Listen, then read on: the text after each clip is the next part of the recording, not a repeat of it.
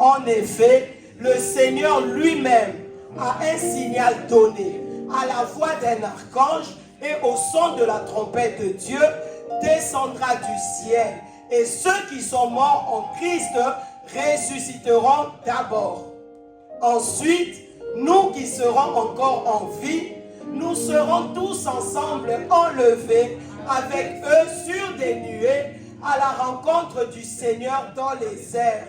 Et ainsi, nous serons toujours avec le Seigneur. Est-ce que nous pouvons acclamer la parole de Dieu?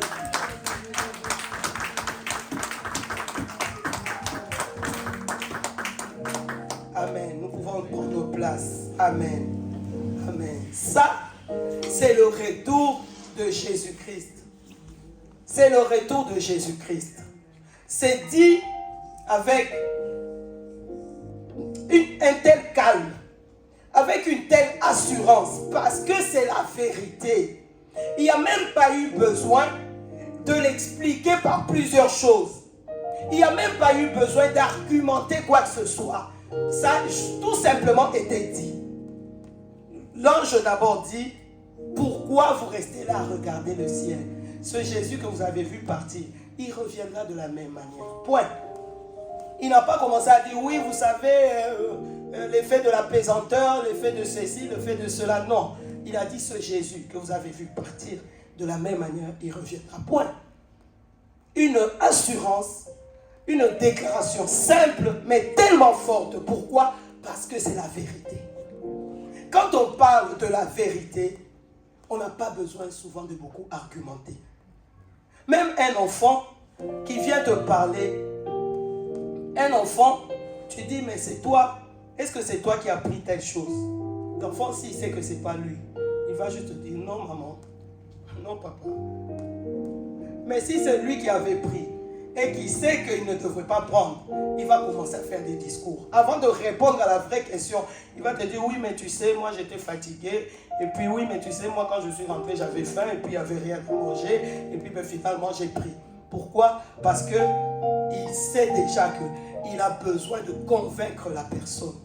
Parce que ce qu'il va dire n'est pas la vérité. Mais quand c'est la vérité, c'est simple, on répond, on parle facilement, simplement. Et c'est ce que l'ange a fait. Il leur a dit, ce Jésus qui a été enlevé au ciel du milieu de vous viendra de la même manière que vous l'avez vu allant au ciel. Point barre. Donc déjà une vérité pour nous, Jésus revient. Amen. Amen. Jésus revient. Deuxième vérité, c'est comment cela va se passer. Pour nous éclairer un peu, pour que nous ne soyons pas dans les questionnements, mais, comment cela va se passer. Et ça, c'est notre deuxième lecture.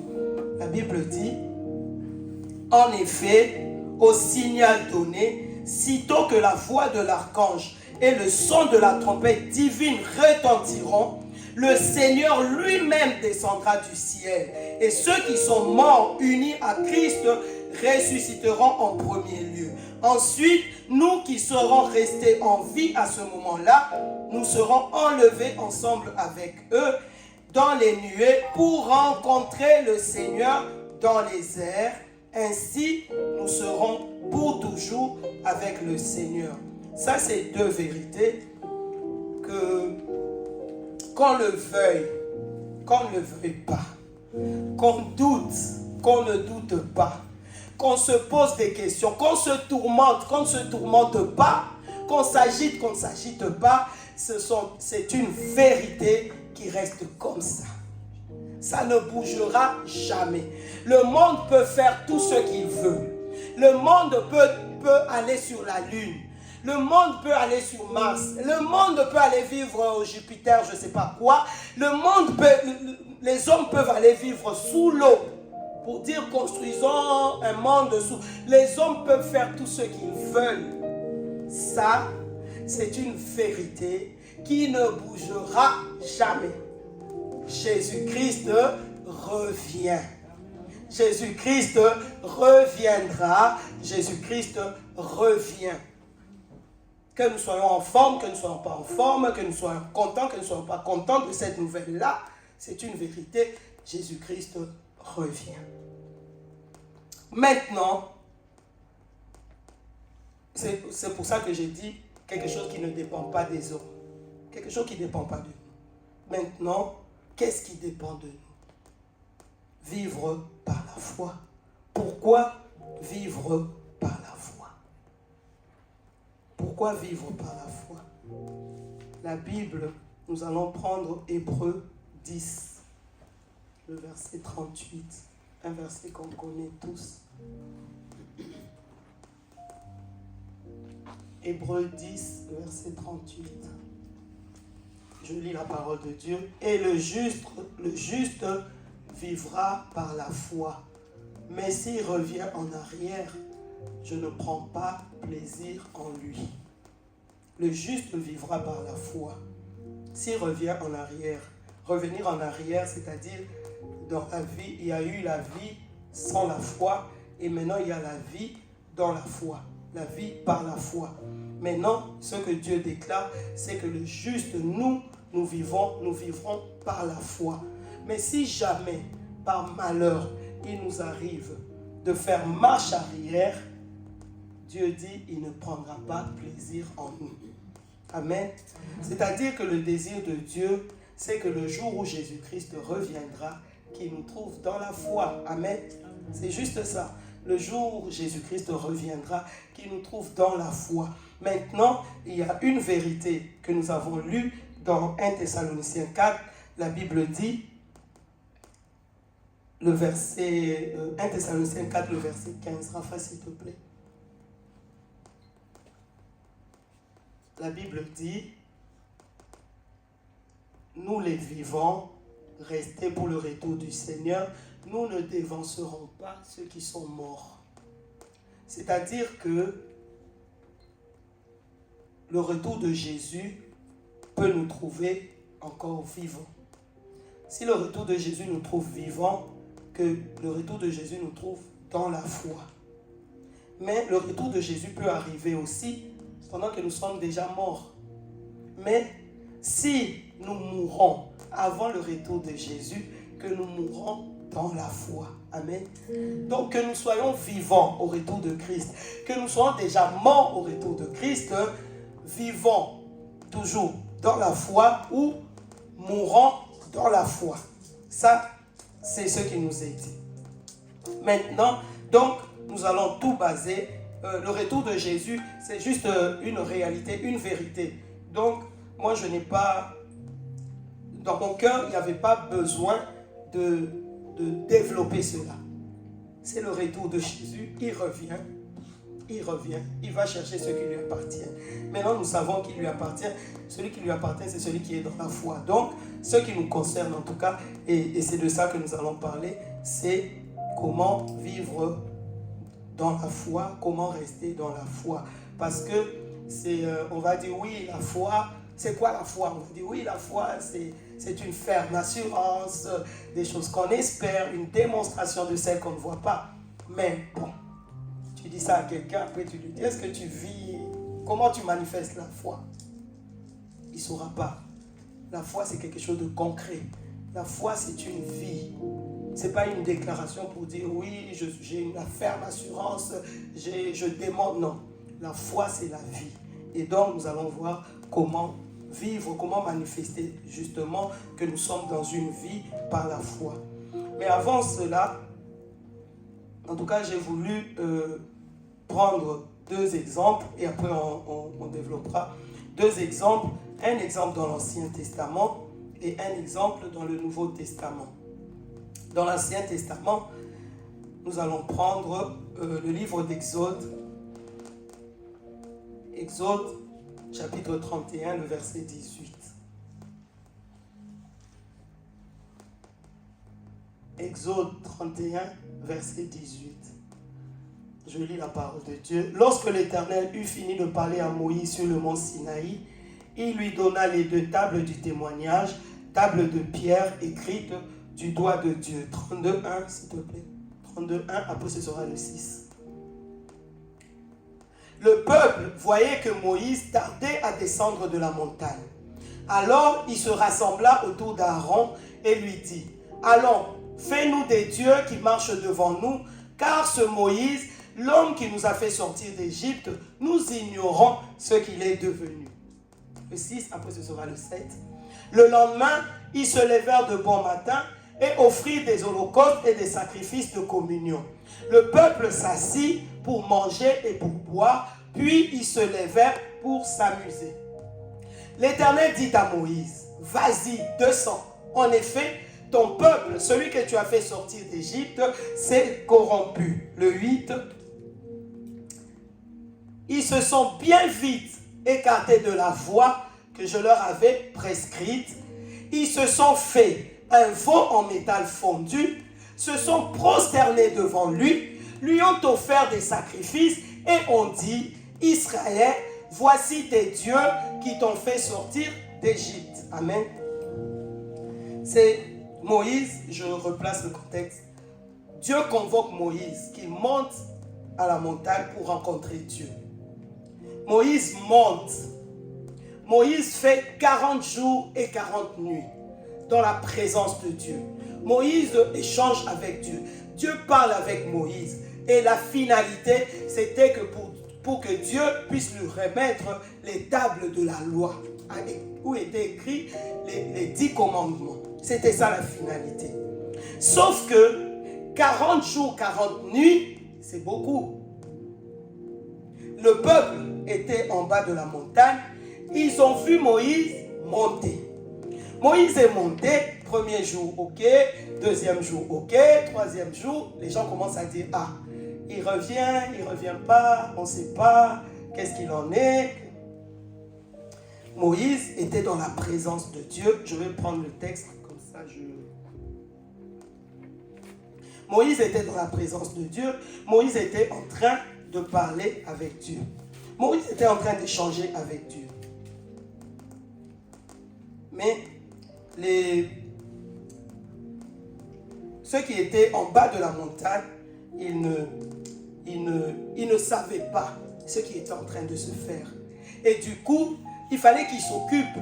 Au début, ils attendaient, ils pensaient peut-être que Moïse montait et qu'il descendait tout de suite. Sauf que Moïse est monté, il a tardé.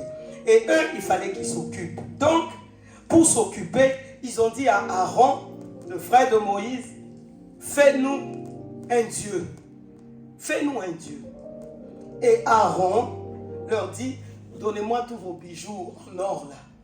Tous, ils ont enlevé les bijoux, les boucles, les bracelets. Ils ont tout donné à Aaron qui a fait fondre et qui a fait un veau d'or. Et qui leur a dit, voici votre Dieu. Et les gens étaient contents. Ah, au moins notre Dieu parmi nous. Et donc la Bible dit, je lis ce qui est marqué dans la version parole de vie, le verset 8 qui est là. Je lis ce qui est écrit dans la parole de Dieu, de vie. Très vite, ils ont quitté le chemin que je leur avais montré. Très vite, ils ont quitté le chemin que je leur avais montré. Ils se sont fabriqués un veau en métal fondu.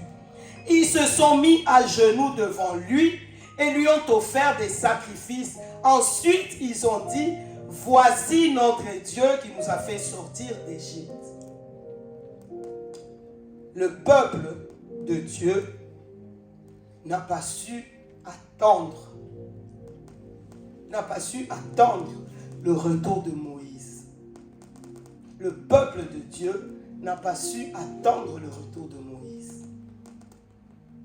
Et parce qu'ils étaient impatients, et parce qu'ils voulaient absolument que les choses se fassent comme eux ils le voulaient, alors que eux ils le voulaient, ils se sont fabriqués un veau d'or. Ils n'ont pas su attendre le retour de Moïse. Moïse a fait 40 jours, 40 nuits. Et il y a eu des conséquences, il y a eu la colère de Dieu et il y a eu beaucoup qui sont morts par rapport à ça. Ça, c'est dans l'Ancien Testament. Le retour de Moïse dans l'Ancien Testament. Maintenant, nous allons dans le Nouveau Testament. Le Nouveau Testament, nous prenons le livre de Marc. Marc 15, 42, 47. Marc 15, 42, 47. Le soir venu, comme c'était le jour de la préparation, c'est-à-dire la veille du sabbat, Joseph d'Arimathée arriva. C'était un membre éminent du conseil qui attendait lui aussi le royaume de Dieu. Il osa se rendre vers Pilate pour demander le corps de Jésus. Pilate s'étonna qu'il soit déjà mort. Il fit venir l'officier et lui demanda si Jésus était mort depuis longtemps. Une fois renseigné par l'officier, il fit remettre le corps à Joseph. Joseph acheta un drap de lin, descendit Jésus de la croix, l'enveloppa dans le drap de lin et le déposa dans un tombeau taillé dans la roche. Puis il roula une pierre à l'entrée du tombeau. Marie de Magdala et Marie, la mère de Joseph, regardaient où l'on déposait Jésus.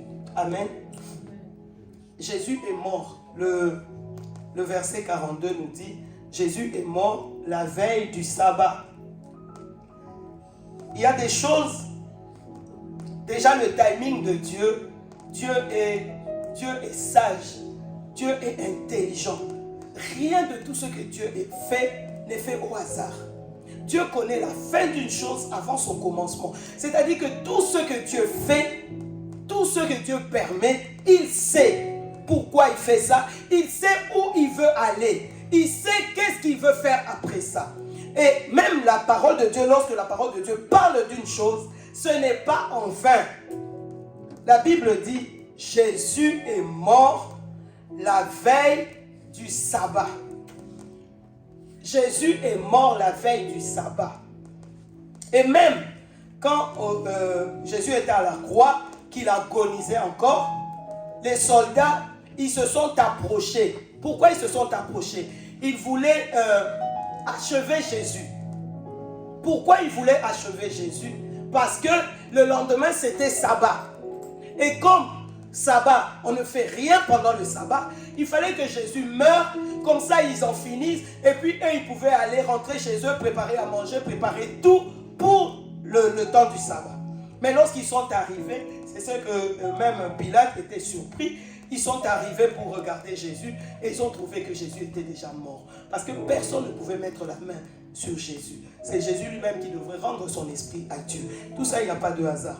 Mais ce qui nous intéresse, c'est le sabbat, la veille du sabbat, le soir avant le sabbat. Pourquoi? Parce que Jésus meurt, le lendemain, plus personne ne pouvait rien faire. Le sabbat, c'est le repos de Dieu. La Bible dit, Dieu a œuvré pendant 6 jours et il s'est reposé de toutes ses œuvres le 7e jour. Et Dieu a déclaré ce jour-là comme un jour sacré, comme un jour mis à part. C'est le jour de sabbat. Et donc, le peuple de Dieu, enfin le peuple à Jérusalem, ils ont en Israël, ils avaient cette habitude-là de le vendredi soir, ils arrêtent tout. Et pendant tout le week-end, ils sont dans le repos. Ils ne font rien. Ils ne font rien. Retenez tout ce que je suis en train de dire. Ils ne font rien. Et les apôtres, Jésus est mort et c'était le sabbat. Les apôtres n'avaient pas d'autre choix que de rester assis à ne rien faire. Parce que c'était des Juifs, il fallait respecter la loi, les préceptes de Dieu. Donc, ils ne faisaient rien. Le repos. Jésus avait annoncé qu'il sera trahi, qu'il sera crucifié, qu'il sera enterré et que le 3e jour, il ressusciterait.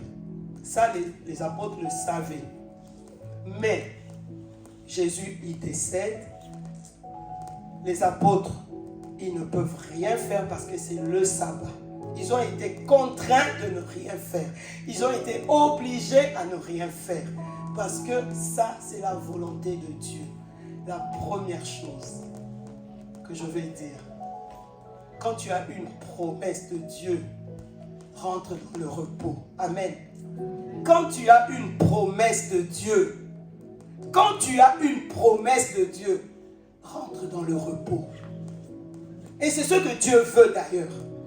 quand il t'a donné une promesse, il veut que tu rentres tout de suite dans le repos. Parce que quand il donne une promesse, ça n'engage que lui. Ça n'engage que lui. C'est lui qui connaît le temps. C'est lui qui connaît les circonstances. C'est lui qui accomplira. Donc toi, rentre seulement dans le repos.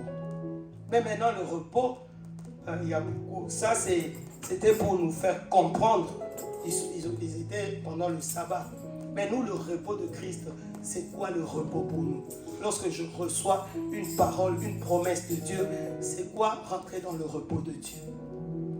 Ça, on le verra plus tard. Et c'est ça qui fait partie de la foi, justement. Mais en tout cas, les apôtres, ils n'avaient pas d'autre choix que d'être dans le repos. Mais maintenant, pendant ce repos-là, justement, il y a eu deux attitudes, deux types de personnes. Ils étaient tous ensemble pendant le sabbat, ils ne pouvaient rien faire. Mais il y avait les disciples, les hommes, et il y avait les femmes. On va parler d'abord des hommes. Je repars dans...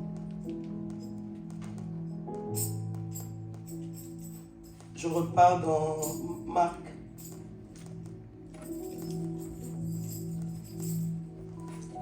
Marc 15, c'est ça. Hein? Les disciples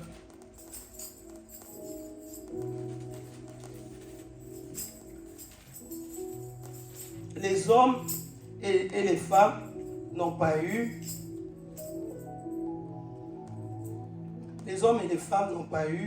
la même réaction par rapport à leur vie.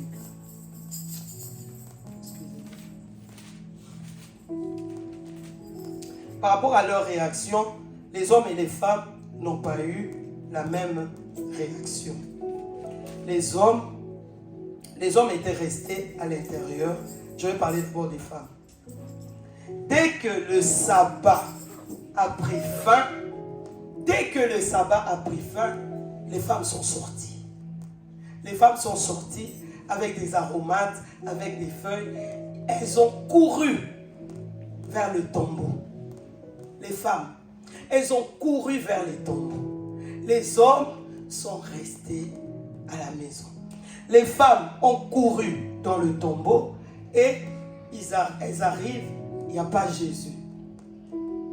Elles s'inquiètent, elles se posent des questions et voici qu'un homme leur apparaît pour leur dire: le Jésus que vous cherchez n'est plus là, il est ressuscité. Ça, c'est les femmes. Je lis la parole de Dieu. Marc 16,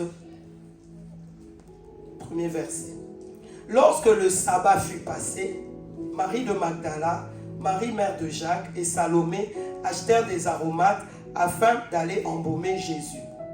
Le premier jour de la semaine, elles se rendirent au sépulcre de grand matin, comme le soleil venait de se lever. Elles disaient entre elles: qui nous roulera la pierre loin de l'entrée du sépulcre? Et levant les yeux, elles aperçurent que la pierre, qui était très grande, avait été roulée.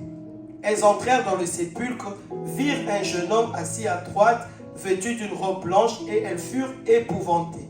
Il leur dit: ne vous épouvantez pas, vous cherchez Jésus de Nazareth, qui était crucifié. Il est ressuscité, il n'est point ici.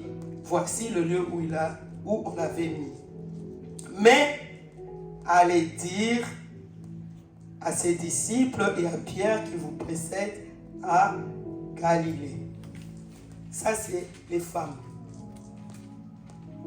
Ça, c'est les femmes. Et après, elles ont tout de suite couru dans le tombeau. Elles sont allées et elles ont constaté que Jésus, elles ont appris en tout cas que Jésus était ressuscité. Elles reviennent. La Bible dit au verset 10, elle alla porter la nouvelle à ceux qui avaient été avec lui et qui s'affligeaient et pleuraient.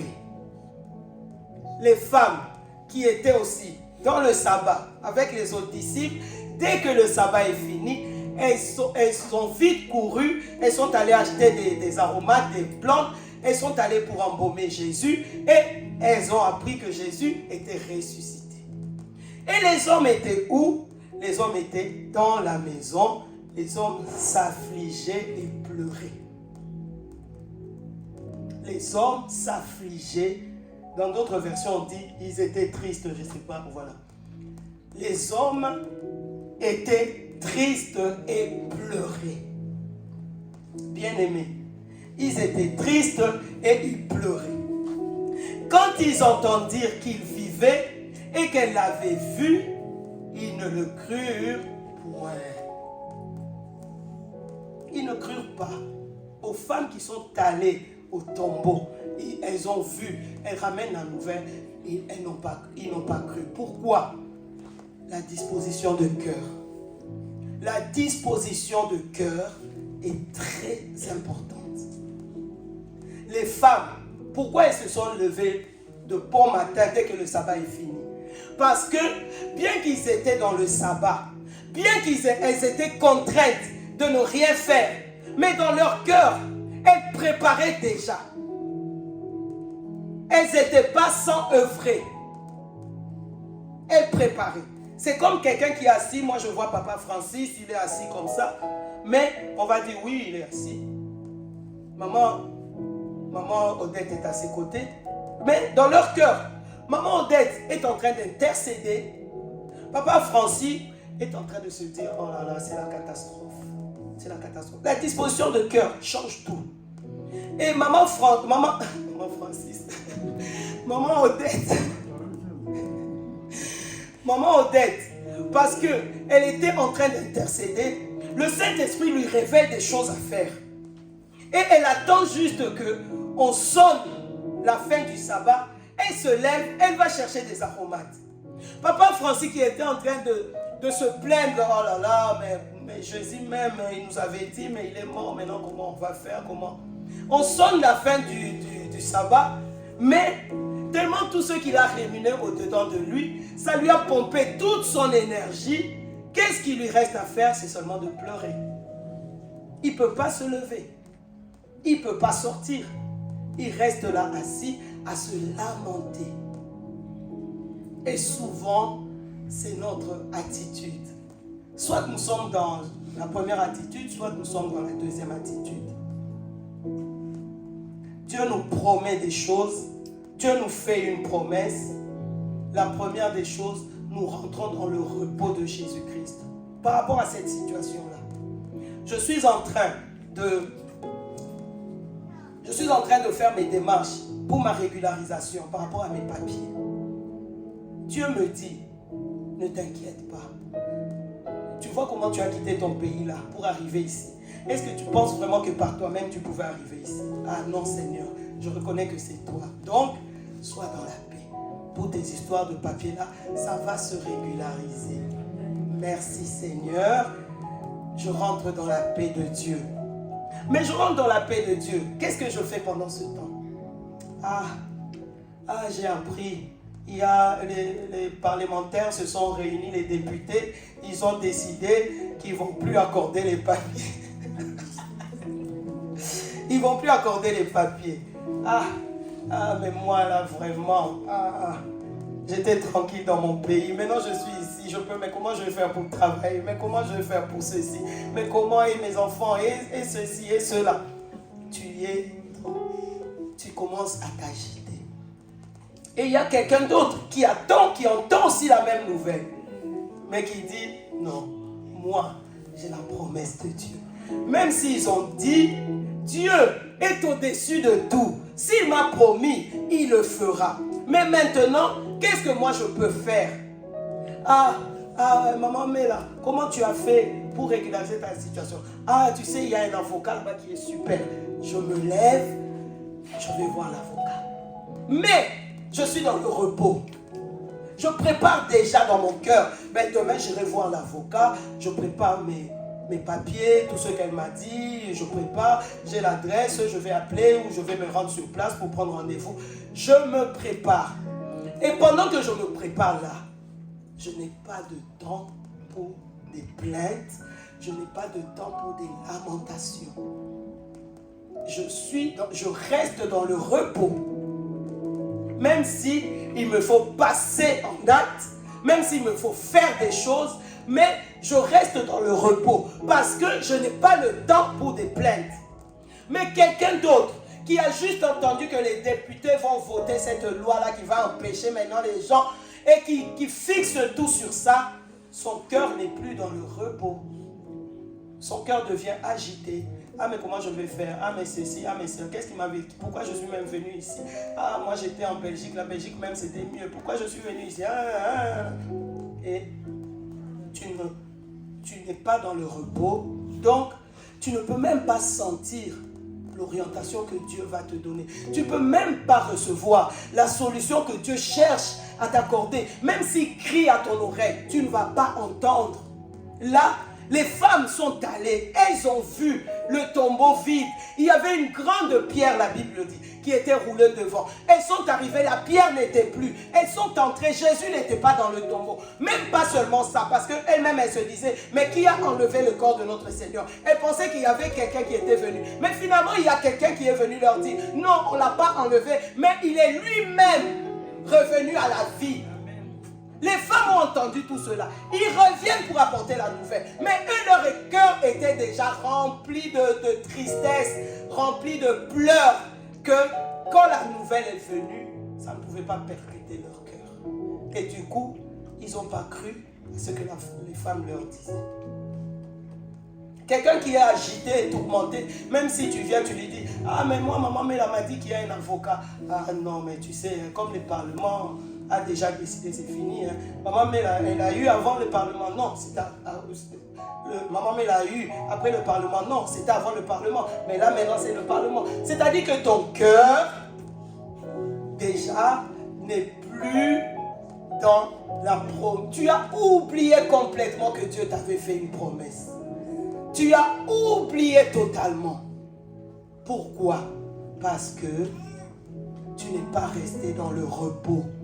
Tu as fait rentrer des choses dans ton cœur qui t'ont fait sortir du repos, qui t'ont amené le trouble, qui t'ont amené l'agitation, qui t'ont amené l'inquiétude, qui t'ont amené... Et c'est ce qui est arrivé aux disciples. Ils n'ont pas pu croire. Et pourtant, ce que la femme leur disait, c'était la vérité.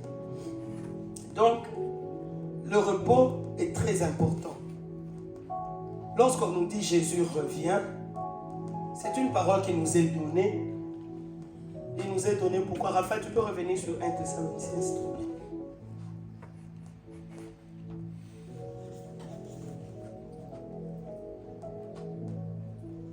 « 217 après. 200.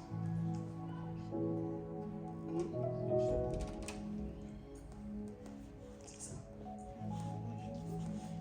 Ils nous ont expliqué comment cela se passera. Pourquoi? Pour que nous puissions nous encourager par ces paroles. Pour que nous puissions rester dans le repos. Encouragez-vous donc les uns les autres par ces paroles. Pour que nous puissions garder le repos au-dedans de nous. Quelles que soient les circonstances, quelles que soient les situations, quand tu as reçu une parole de Dieu, ton cœur tout de suite rentre dans le repos. Il faut maintenir ton cœur dans ce repos. Et pour maintenir ce cœur dans le repos, il faut que tu t'entretiennes des choses de Dieu. Il faut que tu t'entretiennes des choses de Dieu. Si tu ne t'entretiens pas avec les choses de Dieu, tu vas promener tes regards. Et quand tu promènes tes regards, forcément, tu vas être troublé. Forcément, tu vas être troublé. Ah, moi j'ai mon enfant. Dieu m'a dit, il t'a fait une promesse par rapport à ton enfant. Tu le vois grandir. Mais tu vois aussi autour de toi d'autres enfants qui grandissent. Et tu apprends l'autre a eu son diplôme. Tu apprends l'autre s'est marié. Tu apprends l'autre a eu un enfant. Tu apprends l'autre à voyager. Tu apprends l'autre à acheter une maison. Tu apprends. Si tu ne fais pas attention, si tu ne t'entretiens pas avec la parole de Dieu, si tu ne gardes pas dans ton cœur la parole de Dieu, si tu n'entretiens pas dans ton cœur des bons sentiments, tu vas basculer. Au début, ça va être l'inquiétude. Au début, ça va être « Ah, mais pourquoi? Ah, mais qu'est-ce qui se passe ?» Après, ça va être des plaintes. « Ah, mais moi vraiment. » Ah, ben, tu rentres dans les plaintes. Et après, ça va être des doutes vis-à-vis de Dieu. Ah, mais est-ce que Dieu vraiment? Est-ce que Dieu vraiment? Et après, ça va être quoi? La jalousie. Et après, ça va être quoi? La rancœur, la colère. Il n'y aura que des mauvaises choses. Pourquoi? Parce que à la base, tu avais une promesse qui demeure. Une promesse qui demeure parce que, gloire à Dieu, la Bible dit, quand bien même nous sommes infidèles, il reste fidèle. Lorsqu'il a sorti une parole, il l'accomplira.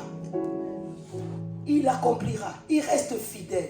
Mais toi, tu auras bousillé ton cœur avec des mauvaises choses. Pourquoi? Parce que tu n'as pas veillé. Tu n'as pas voulu rester dans le repos de Dieu. Tu as promené tes regards. Le temps de Dieu pour l'autre, le temps de Dieu pour maman Adèle, ce n'est pas le temps de Dieu pour moi. Nous pouvons être arrivés ici en France le même jour, le même avion.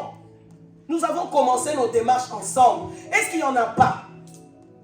Je ne sais pas pourquoi je parle de papier. Quand je préparais, je n'avais pas du tout cet exemplaire, c'était autre chose. Est-ce qu'il n'y a pas des gens qui sont arrivés en même temps que toi, ici en France? Est-ce qu'il n'y a pas des gens qui ont commencé les démarches en même temps que toi? Même une copine, vous êtes allés même ensemble à la préfecture, le même jour. Mais il se fait que, 6 mois après, on régularise sa situation. Et toi, on ne régularise pas. Mais où est le problème? C'était le temps que Dieu avait fixé pour lui.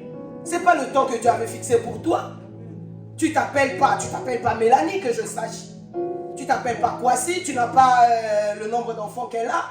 Mais pourquoi tu veux que, comme Mélanie a reçu aujourd'hui, moi aussi ça devrait se faire aujourd'hui? Pourquoi? Qui a dit ça? Tu as demandé à Dieu? Quand Dieu t'a fait la promesse, il avait lié sa promesse à maman Mélanie? Non. Mais pourquoi tu t'agites? Pourquoi tu te compares? Pourquoi? Quand on n'a pas la promesse de Dieu, on peut s'inquiéter. Mais quand il y a une parole, c'est pour ça qu'il nous faut développer l'oreille pour entendre la voix de Dieu. Ne chargeons pas notre cœur, parce que quand ton cœur est chargé, ton cœur peut être chargé de beaucoup de choses. Même des choses qui semblent bonnes, ton cœur peut être chargé de ces choses-là et tu risques de ne pas entendre la voix de Dieu. Les choses mauvaises encore, n'en parlons pas.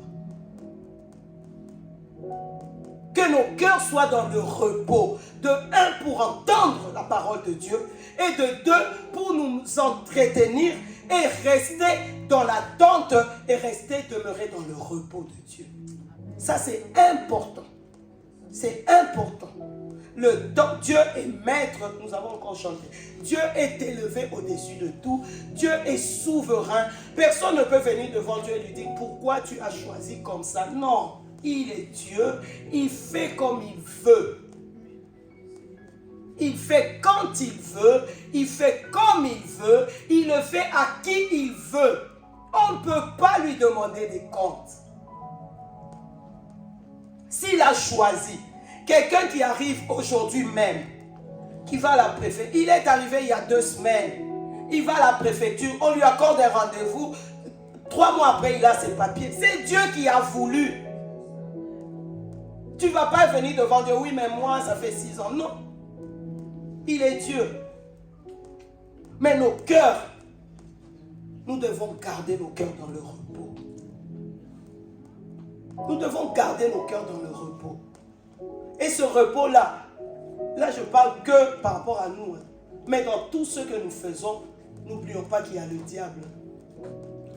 Notre pire ennemi, le diable, il continue de rôder, il cherche. Il peut utiliser des gens autour de toi pour venir dire, mais toi, ton fils là, mais toi, ta fille là. Il peut utiliser des gens pour chercher à te perturber dans ton repos. Gardons nos cœurs dans le repos de Jésus. Gardons nos cœurs. Apprenons à garder nos cœurs dans le repos. Apprenons à garder nos cœurs dans le repos. Qu'il n'y ait pas d'agitation au-dedans de nous. Qu'il n'y ait pas d'agitation au-dedans de nous. Si le peuple d'Israël, ils n'étaient pas loin. Ils étaient au pied de la montagne. Au pied. Donc ils n'étaient pas loin de la présence de Dieu. Ils étaient au pied de la montagne.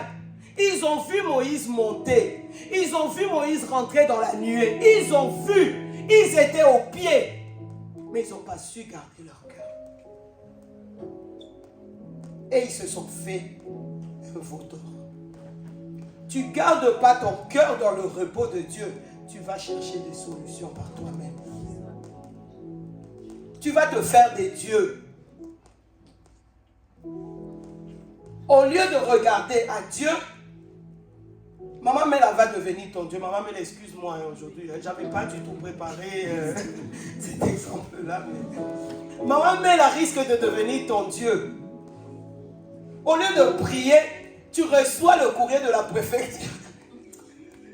Au lieu d'abord de rendre grâce à Dieu, au lieu d'abord de présenter à Dieu, ah papa, regarde le courrier. Tout de suite, tu cours chez Mamela.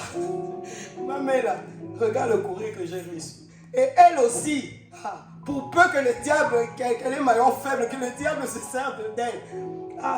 Mais pourquoi? Mais là, franchement, mais moi, c'était pas comme ça, hein, je sais pas. Hein. Mais peut-être que la loi du Parlement, là, est passée. Hein. Elle te trouble encore davantage. Mais malgré ça, maintenant tu la considères comme ton Dieu. C'est elle la référence. Tu reçois un courrier, c'est elle. Tu reçois la convocation, la date du rendez-vous. Au lieu même de fléchir d'abord tes genoux pour dire merci, tu appelles d'abord maman. Mais là j'ai reçu. Pourquoi? Parce que tu n'as pas su garder ton cœur. Ils étaient au pied de la montagne. Donc, pas très loin de la présence de Dieu. Pas loin de Dieu, ils étaient au pied de la montagne. Mais ils se sont fait un veau d'or. Faisons attention à notre cœur. Préservons notre cœur. C'est un exercice. Mais si tu prends la décision, tu dis, moi dans mon cœur, je refuse telle chose, tu barricades. Si tu prends la décision, tu sauras préserver ton cœur. Tu sauras préserver ton cœur. Parce que tu vas reconnaître que tout dépend de Dieu. Tout dépend de Dieu. Encouragez-vous donc les uns les autres par ces paroles. Pourquoi les gens se disaient, mais et ceux qui sont morts avant que Jésus ne revienne, mais qu'est-ce qu'ils vont devenir? Et nous qui sommes restés, non. Paul a éclairé. Il a dit non, personne ne va précéder l'autre. Nous tous, on ira en même temps. Au son de la trompette, ça va se passer comme ça, comme ça. Mais maintenant que je vous l'ai dit, encouragez-vous. C'est-à-dire, sortez dans vos questionnements-là. Sortez de vos inquiétudes-là. Mais encouragez-vous avec ces paroles. Encouragez-vous avec ces bonnes paroles. Encouragez-vous.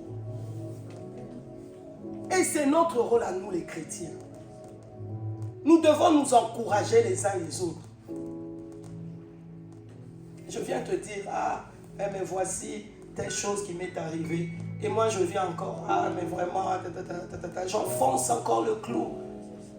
Au lieu de rester un peu tranquille, de dire, Seigneur, fais monter une parole de mon cœur. Qu'est-ce que je peux lui dire? Donne-moi une parole, donne-moi une parole. Et le Seigneur qui est fidèle va te donner une parole. Tu vas dire, ma soeur, là, c'est vrai que comme tu le dis, c'est triste tout ça. Mais nous avons Dieu. Mettons seulement notre confiance en lui. Prions seulement. Il y aura la solution. Au lieu que nous soyons là pour enfoncer le clou, soyons plutôt là pour encourager. Encourageons-nous les uns les autres. Encourageons-nous. Ça, c'est ce qui nous est demandé. Encourageons-nous. Pourquoi encourageons-nous? Parce que au même, nous avons reçu toute cette révélation-là, que personne ne va précéder l'autre au ciel.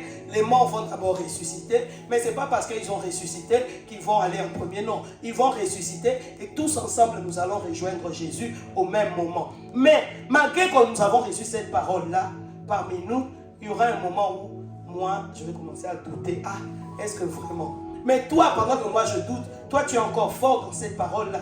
C'est à toi de venir m'encourager. Mais ça ne veut pas dire que toi tu vas rester tout le temps dans cette force-là. Tu peux rester, mais il peut arriver aussi qu'à un moment tu doutes. Et pendant que toi tu doutes, moi si j'avais déjà reçu les forces et je suis affermi encore dans cette parole-là, je viens, je t'encourage. Ah non, restons quand même persévérants. Tu sais, quand toi tu m'avais dit ça, après j'avais repris courage. Voilà, aujourd'hui moi je te reviens avec les mêmes paroles que tu m'avais dites. Moi je te les ramène, persévérant. Parce que Jésus revient, nous allons être avec lui. Encourageons-nous. N'enfonçons pas le clou. Encourageons-nous. Les chrétiens, nous sommes appelés à ça. Les chrétiens, nous sommes appelés à ça.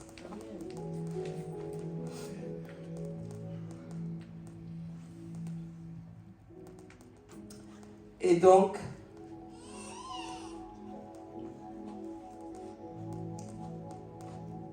maintenant, la foi.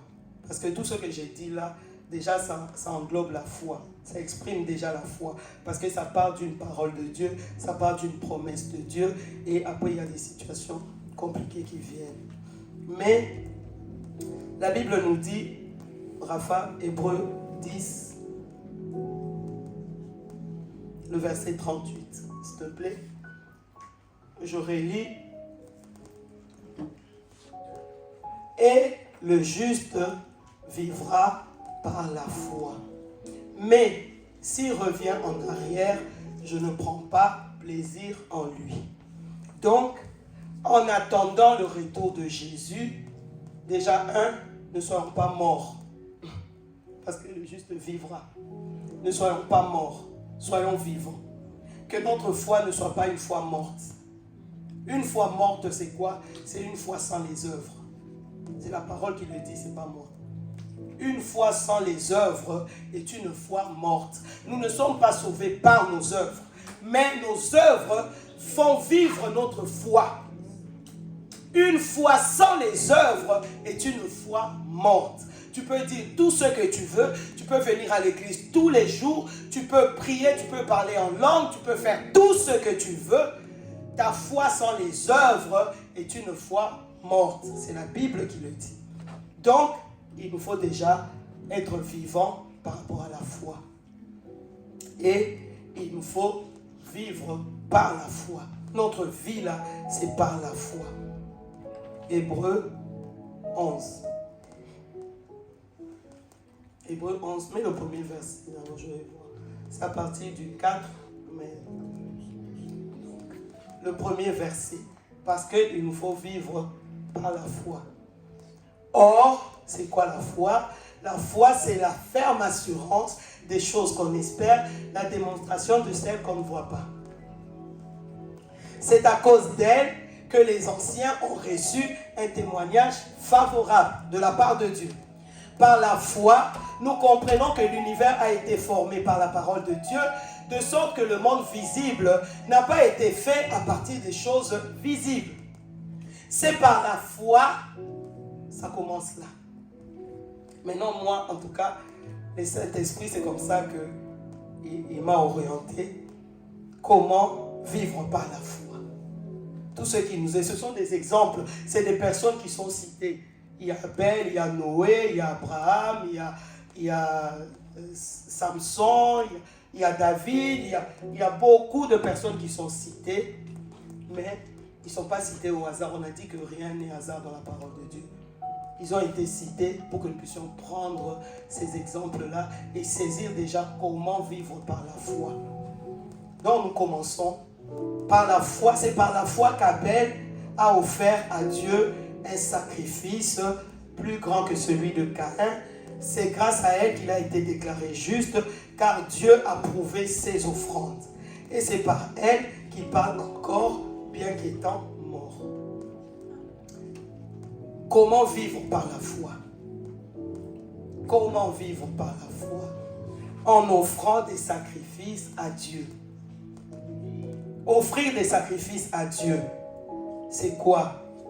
Offrir la louange. Dieu attend de nous que nous puissions le louer. Pendant que tu loues Dieu, tu maintiens ta foi vivante.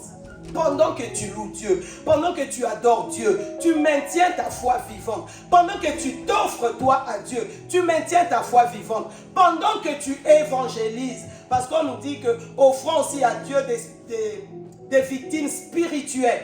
Pendant que tu pries, pendant que tu évangélises, pendant que tu apportes la parole, pendant que tu exhortes, pendant que tu encourages, tu es en train d'offrir aussi à Dieu des sacrifices spirituels, des âmes qui ont besoin de son salut.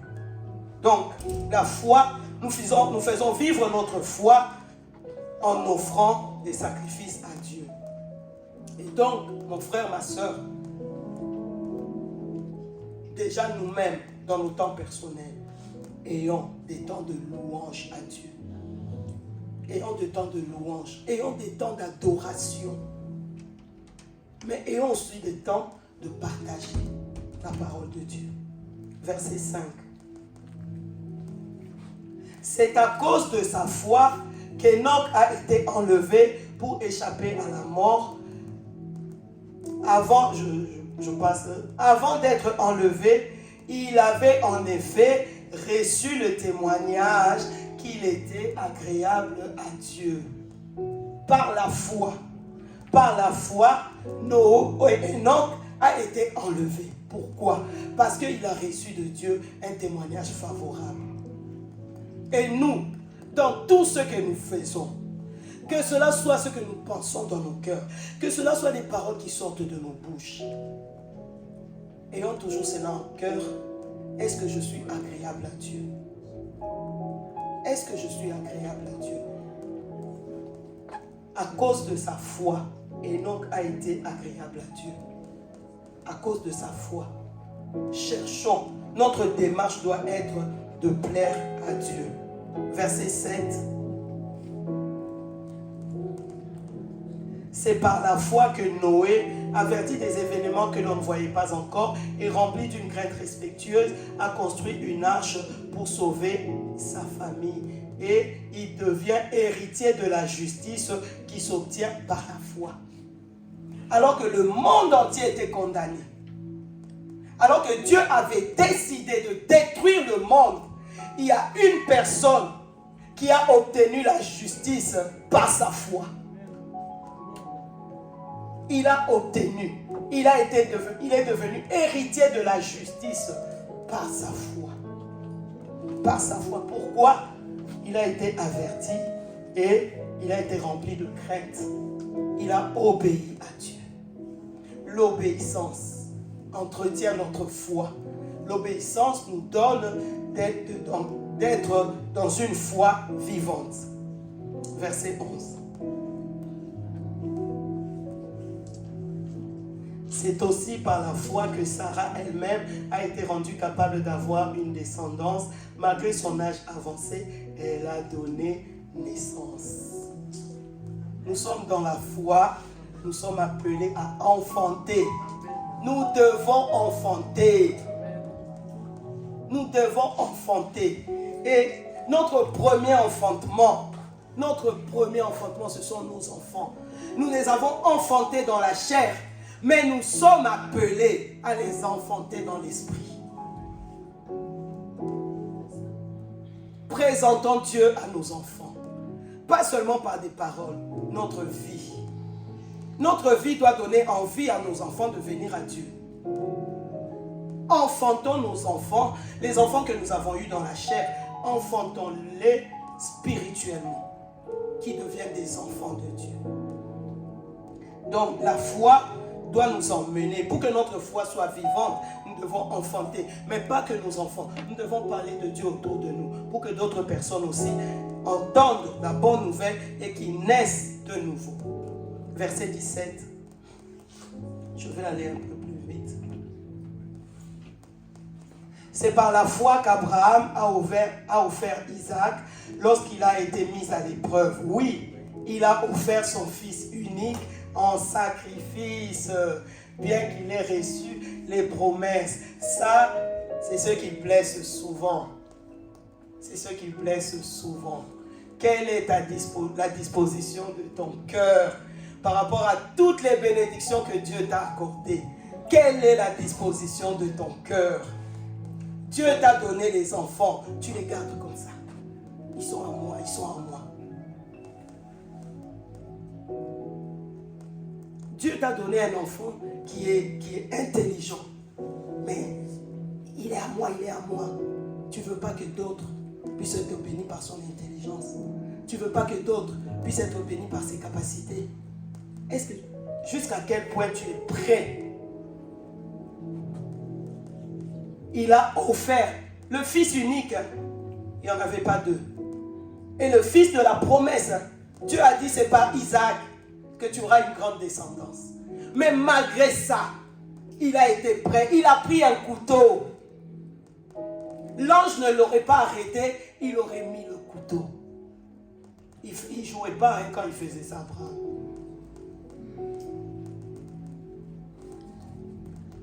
Ne nous attachons pas beaucoup, ne nous attachons pas plus aux bénédictions, mais plus à celui qui bénit.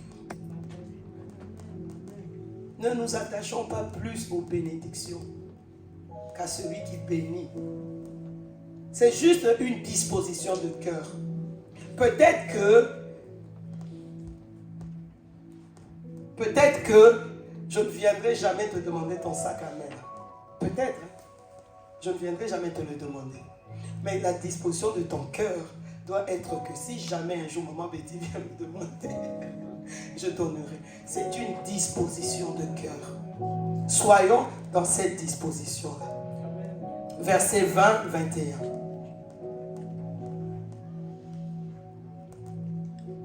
Après, je vais résumer un peu. C'est par la foi qu'Isaac a béni Jacob et Ésaü en vue de l'avenir. 21. C'est par la foi que Jacob, au moment de sa mort, a béni chacun des fils de Joseph et s'est prosterné, appuyé sur l'extrémité de son bâton. Amen. C'est par la foi. Nous entretenons notre foi lorsque nous bénissons. Bénir, c'est quoi? C'est dire du bien. Simplement. Bénir, c'est dire du bien. Bénir, c'est dire du bien. Arrêtons, c'est ce que j'ai marqué, arrêtons de dire tout le temps du mal des autres. Bénir, c'est dire du bien. Jacob, au moment de sa mort, a béni les fils de Joseph. Jacob était en train de bénir ses enfants. Ses enfants, son fils, c'était Joseph. Ses enfants, ce n'était pas Manassé. Manassé, ce n'est pas le fils de Jacob. Mais Jacob a béni. C'est-à-dire que la bénédiction ne doit pas seulement être pour moi, non. Soyons prêts à déverser notre bénédiction plus loin aussi. Soyons prêts. Ça nous garde dans la foi. Verset 24. S'il te plaît, j'ai sauté quelques versets.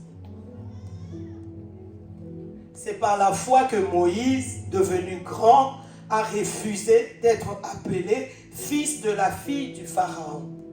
Par la foi. La foi, c'est refuser les compromis. Je suis ni chaud, ni froid. Moi, je suis entre deux. Tu vas chez les païens, tu me retrouves un peu. Tu vas chez les chrétiens, tu me retrouves un peu. Tu vas chez ceux-là qui sont tout le temps en train de critiquer, tu me retrouves un peu. Tu vas chez ceux-là qui sont tout le temps en train d'encourager, tu me retrouves un peu. Un peu. Refusons. Il a refusé carrément. Il a tout laissé tomber parce que c'était pas ça. sa place vis-à-vis de Dieu. Il a refusé. Refusons les compromis, faisons des bons choix et soyons prêts à payer le prix de nos bons choix. Moïse savait ce qui allait lui en coûter.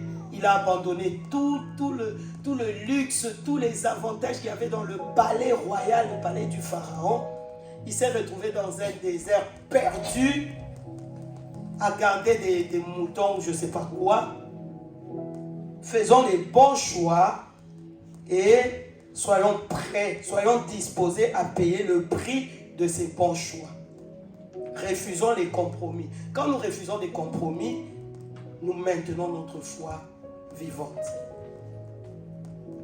Il y a beaucoup de choses. Le verset 27, je marquais, nous séparer.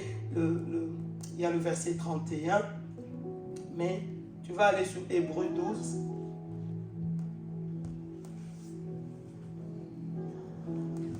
Hébreux 12, mets le verset 13 pour moi. 14. Recherchons la paix avec tous et la progression dans la sainteté. D'autres versions disent et la sanctification. Recherchons la paix et la sanctification sans laquelle personne ne verra le Seigneur. Donc, il y a beaucoup de choses à dire par rapport à ça. Je ne peux pas parce que je vois il est déjà 13h. Je vais les citer comme ça. Rechercher la paix avec tout le monde, c'est ce que nous venons de dire. Veillons sur notre cœur. Veillons sur notre cœur. Refusons, il y a un piège pour nous les chrétiens, l'amertume. L'amertume. Il m'a fait telle chose. Lui vraiment, malgré tout ce que j'ai fait pour lui, lui vraiment. Et ça tourne au-dedans de ton cœur. Dès que ça commence, refuse. Si tu laisses, si tu nourris cela juste un peu, tu es fichu. Parce que après, il faut aller déraciner. Parce que la Bible dit, l'amertume porte de racines en nous. L'amertume, quand tu laisses dans ton cœur, ça fait des racines. Ça s'enracine. Maintenant, va déraciner. C'est encore plus difficile que quand tu vois que ça commence, tu l'enlèves, tu refuses, tu pries Dieu, tu refuses. Et la meilleure façon de vaincre l'amertume, même si quelqu'un t'a déçu, prie pour la personne. Prie pour la personne, bénis-le. Dans tes prières, pas devant lui. Parce que la Bible nous dit aussi que tu es chez toi, tu entends ta voisine qui crie à haute voix de l'autre côté. Seigneur, bénis ma voisine. Dans son cœur, c'est pas une bonne bénédiction. Donc, tu en cachette, sans même que la personne ne sache, plie tes genoux, prie pour la personne. Seigneur, bénis-le, bénis-la, accorde-lui ceci. Si tu connais sa situation, Seigneur, ouvre les portes, fais ceci, bénis la personne. Ça va faire que l'amertume ne va pas rester dans ton cœur. Amen. Donc, pas d'amertume. Ne vivons pas dans l'immoralité. Ne méprisons pas les choses saintes. Ne méprisons pas les choses saintes. On nous dit que Ésaü a méprisé son droit d'aînesse à cause d'un plat. Et quel plat? Un plat de lentilles. Il a vendu son droit d'aînesse. Le droit d'aînesse, c'est quelque chose... Ça commence par nous dire, c'est Hébreux 12, le verset 16. Ne méprisons pas les choses saintes. Et on nous donne comme illustration Ésaü qui a méprisé son droit d'aînesse pour un plat. Mais il y a plusieurs façons. Ton père qui est aveugle, comme il est aveugle, tu méprises ton père parce qu'il est aveugle, parce qu'il est devenu aveugle, tu méprises ton père. Ton aîné mérite ton respect. Ton aîné, qu'il soit petit comme ça, qu'il soit handicapé, qu'il soit aveugle, qu'il soit pauvre, qu'il soit grand, qu'il soit riche, ton aîné mérite ton respect. Ne méprisons pas les choses saintes. Et par rapport à ça, c'est l'exemple qu'on nous a donné. Le droit d'aînesse. Le verset 28, soyons reconnaissants à Dieu. Manifestons de la reconnaissance à Dieu. Manifestons de la reconnaissance. Quand nous sommes reconnaissants, il n'y a pas de place à l'orgueil. Au contraire, si nous voyons l'histoire de Paul, quand il écrit, il dit, au début il dit, je suis le faible, je suis le moindre parmi les apôtres. Mais vers la fin, il parle même que je suis le moins que rien. Plus il grandit dans les choses de Dieu, plus il se considère encore petit. Nous, plus nous grandissons, plus nous devenons orgueilleux. Non. Soyons reconnaissants. C'est-à-dire que plus je reçois, plus je reconnais que je ne mérite pas. C'est Dieu qui m'accorde. Soyons reconnaissants. Servons le Seigneur. Ça nous maintient dans la foi. Servons le Seigneur avec crainte et profond respect. Manifestons l'amour fraternel. Je suis dans Hébreux 13. Manifestons l'amour fraternel. Soyons hospitaliers. Tu ne sais pas qui tu accueilles. Tu ne sais pas. Ce jour-là, si Abraham avait laissé passer les 3 hommes qui étaient là, s'il ne les avait pas invités chez lui, s'il n'avait pas fait à manger pour ces 3 personnes-là, ils n'auraient pas eu l'opportunité de lui dire que la même année, la même époque, l'année prochaine, Sarah aura un enfant. Lui, il a vu juste des gens qui passaient. Il leur a dit, vous êtes fatigués, venez, je vous fais à manger, vous allez boire, vous allez vous reposer. Mais rien qu'il a fait ça, c'était des anges. Soyons hospitaliers. Accueillons. Apprenons à accueillir. Et le verset 3 de 13 nous dit, pensons aussi à ceux qui sont en prison. Le verset 13, acceptons d'être méprisés comme Jésus l'a accepté. Non, moi on ne peut pas me parler comme ça. Non, des fois, accepte seulement. Parce que Jésus, le Fils de Dieu, on lui a craché dessus. Et pendant qu'on lui crachait là, il était Dieu. Il pouvait tout arrêter, mais il ne l'a pas fait. Donc toi, malgré tout ce que tu es là, accepte des fois qu'on te parle comme ça. Accepte.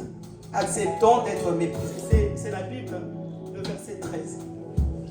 Le verset 17, et ça aussi c'est important pour nous, obéissons à nos conducteurs. Obéissons. Ne soyons pas une église désobéissante.